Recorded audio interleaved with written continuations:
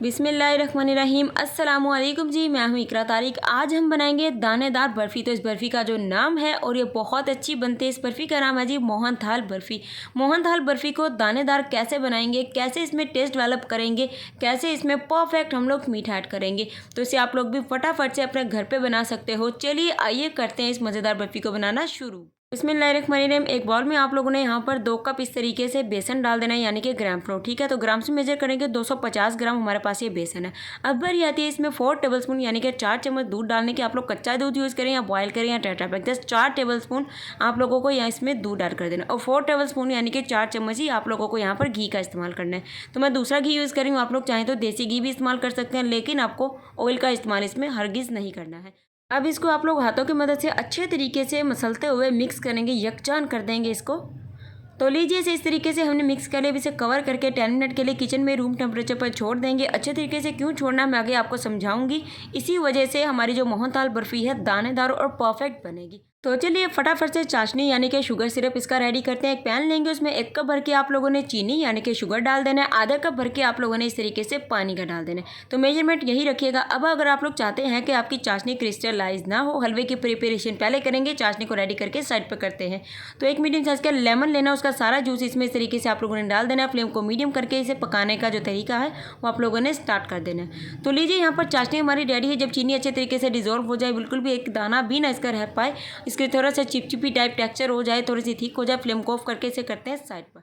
तो चलिए बेसन को अब हम लोग फटाफट से दानेदार बनाते हैं। एक ब्लेंडिंग जार लेंगे या फिर मिक्सी लेंगे, उसमें सारे बेसन को डाल देना है। 1 से 2 बार अच्छे से चलाना है और आपका दानेदार बेसन जो है फटाफट से रेडी हो जाएगा।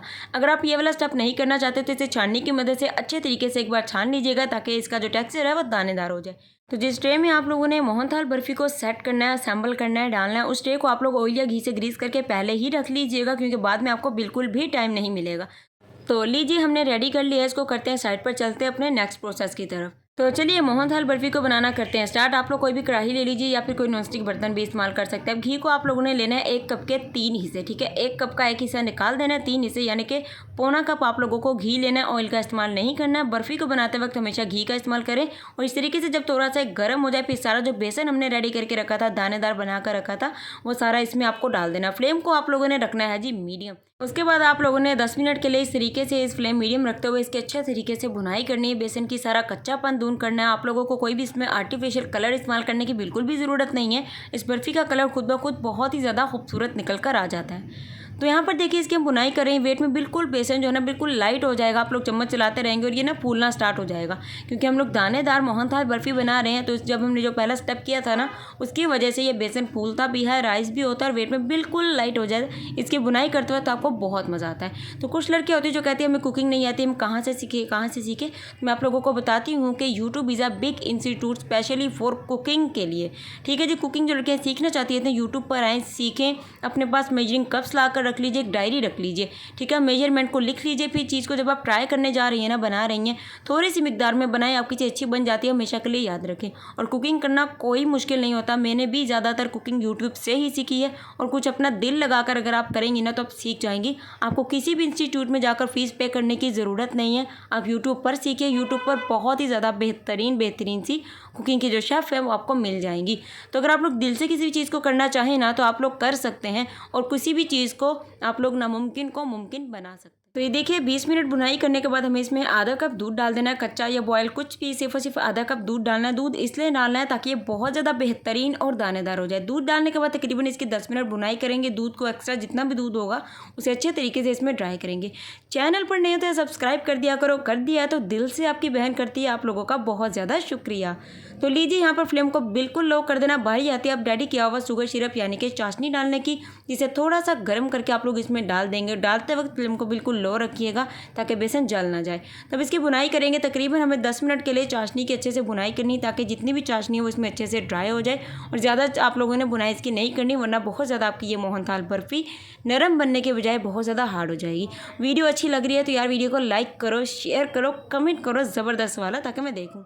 यहाँ पर देखिए जी बहुत अच्छे से रेडी हो गई है। फ्लेम को ऑफ करते हैं। अब इसे ट्रे में निकालते हैं। देखिए बहुत ज़्यादा बिल्कुल भी अब इसे हमें पकाना नहीं है। तो देखिए जिस ट्रे को हमने ऑयल या घी से ग्रीस करके रखा था, सारी को पहले इसमें निकाल लेंगे। उसके बाद क्या करना है मैं आपको बताने वाली हूँ।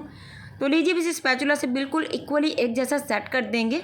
और उसके बाद आप लोगों ने थोड़े से बादाम और पिस्ता इसके ऊपर डालने हैं, उसे अच्छे तरीके से किसी भी चम्मच से सेट कर देना है। तो अभी इसे फ्रिज में रख देंगे पूरे 1 से 2 घंटा के लिए, ताकि अच्छे तरीके से हमारी जो बर्फ़ी है वो सेट हो जाए। मिलते हैं। तो लीजिए यहाँ पर पूरे 1 घंटा के बाद हमारी सेट हो चुकी है बर्फ़ी। अब इसकी कटिंग करके फटाफट से आपको हम मिलते हैं।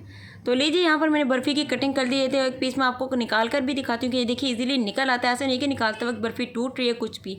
अगर मेजरमेंट को अच्छे से आप लोग फॉलो करेंगे, दिल से चीज़ को बनाएंगे, तो आपकी चीज़ बहुत ही लाजवाब और बहुत अच्छी बनेगी। इसे बनाकर 1 मंथ के लिए स्टोर भी कर सकते हैं। तो चलिए अब आपको मैं इसका टेक्सचर दिखाती हूँ। ये देखिए बहुत अच्छी, मुंह में जाते ही घुल जाएगी, बिल्कुल भी हार्ड नहीं बनेगी, क्योंकि अक्सर चाशनी से बनने वाली मिठाइयाँ जो है ना बहुत ज़्यादा हार्ड हो जाती हैं। लेकिन अगर मेजरमेंट को फॉलो कर लेंगे तो आपकी चीज़ भी बहुत अच्छी बनेगी और ये आपके घर में सभी को बहुत ही ज़्यादा पसंद आने वाली मज़ेदार सी बर्फ़ी है। अल्हम्दुलिल्लाह, माशाल्लाह माशाल्लाह, तैयार है हमारी मज़ेदार दानेदार मोहनथाल बर्फ़ी। अगर वीडियो अच्छी लगी है तो वीडियो को लाइक कीजिएगा, शेयर कीजिएगा, कमेंट कीजिएगा। चैनल पर नहीं है तो सब्सक्राइब किए बिना तो बिल्कुल भी नहीं जाना है। अल्लाह हाफ़िज़, take care and bye bye.